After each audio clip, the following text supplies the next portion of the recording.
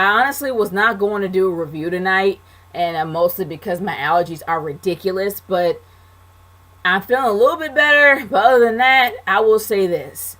This SmackDown did make me smile. The one thing that Raw could not do. Because SmackDown knows how to promote their matches and their people leading on up to the major 4 pay-per-views. The biggest pay-per-view that's coming up, part of the big 4, is SummerSlam. They have done an amazing job promoting their matches for their brand on SummerSlam. Go Team Blue. And the one thing that I will definitely applaud them for is them promoting their main belt. They are literally doing a great job building up some momentum, building up the feud with their main title between Dean Ambrose and Dolph Ziggler. You can feel the tension and cut it with a knife, especially on Miz TV. They did an amazing job going blow for blow verbally.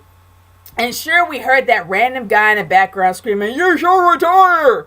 And I mean, there must be some sensitive mics to hear that more than one time. But regardless of that, I love that segment. I thought it was great. And the fact that The Miz didn't have as much interaction in it really did bring it home. It really did increase the intensity between these two guys, and it makes you interested to find out what's going to happen at SummerSlam.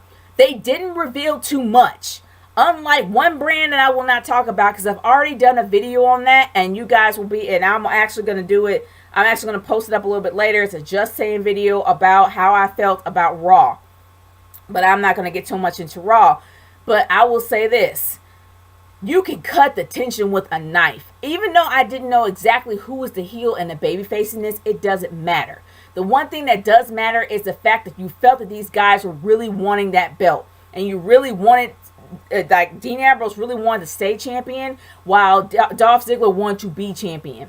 You felt not only the importance of the belt in the eyes of these men, you felt the tension that was in the ring. That was an amazing story that was being told in the ring, as well as the great chemistry between the two guys. They did an amazing job pumping up that match. And that's what you're supposed to do. You're supposed to pump up your main belt. And that's the one thing that I would definitely applaud SmackDown for. Well, probably more than one thing. Besides their main belt being pumped up, they're doing a great job promoting other matches without giving too much away. When it came to the women's match, I'm not going to lie, it was average, especially tonight. I enjoy Eva Marie's entrances when she comes out, the whole big grandiose thing. The only problem is if you do that too often, it's going to hurt her in the long run. That's why I think it was an amazing idea to have Naomi come out and chase her, because it looks like that she's going to probably get her comeuppance. But we still haven't seen her perform. Unless you've actually seen her live like I have on Main Event, and she actually is pretty decent. But other than that, we'll probably have a chance to actually see her perform in a match. I'm hoping she does not stall or stay on the side for a while. I'm hoping she actually does perform and does something. And at least have the crowd respect her a little bit. Maybe not like her, but respect her a little bit. So now that she's actually got thrown into a match at SummerSlam, I hope that there's a chance she's going to actually perform. That is just me. But other than that, I love the fact she was trolling the crowd. I hope they don't do that for next week. But moving on down from there.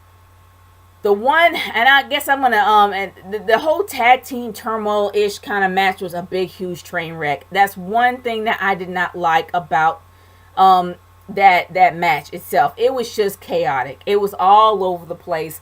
Not to mention that it was kind of predictable that American Alpha was going to win the very end. I love to see competition between American Alpha. It's nice for them to showcase all the guys, for them to get their 10 minutes or however long it was. I think it was a great idea.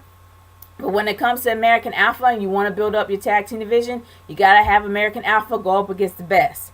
And let's be honest, the best, as much as I don't like them because they are boring and vanilla, it's the Usos. The Usos are the closest thing that they can have as a decent feud in SmackDown, because they are veterans. Not only they're veterans, they were in the best matches.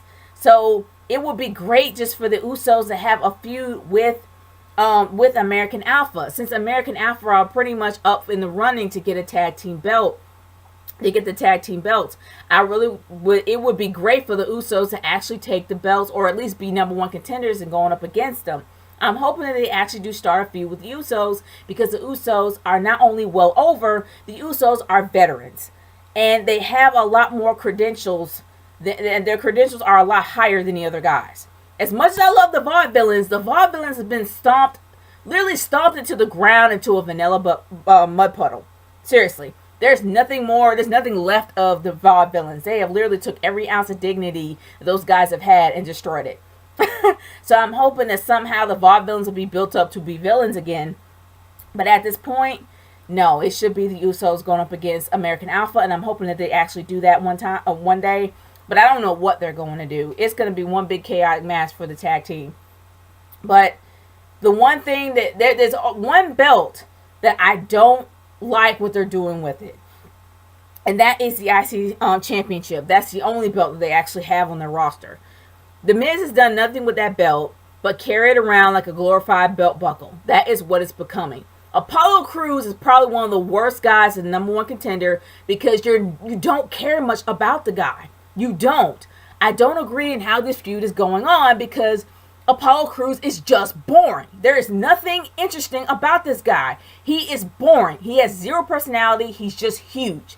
And we know how Vince liked the big guys, but there's nothing personally great about Apollo Crews that you can just pinpoint and be like, that guy's awesome. Besides the guy being really big and being able to lift people around, he's still extraordinarily green, and he's very bland. There's nothing important about this guy. And the fact that the Miz gets his name wrong on purpose, that's all you have? That's a shame. All I can say is I hope Apollo Crews just step up his A game and at least maybe show on SummerSlam how he's worthy to be a number one contender. I don't really see it. This dude is just bland and blah. And that's the only problem that I have of what they're doing with the IC belt. But other than that, I'm gonna go straight into the main event, because I really do see all the other matches that they had a little bit forgettable. But the only match that I absolutely did enjoy a lot was the main event with John Cena versus Alberto Del Rio. I enjoyed that match. That match had two of the best veterans that the company's ever had going toe to toe. I wish that was a pay-per-view match than it was a SmackDown match, but I'm not griping on seeing something like that for free. But honestly, the one thing that I enjoyed about that ending was not so much the ending or the finish that he actually beat Alberto Del Rio. That was obvious. It was the aggression that you saw coming out of John Cena. He is no longer Super Cena. He is no longer hustle, loyalty, and respect. He is truly the face that runs the place, and he will show you that he's the face that runs the place.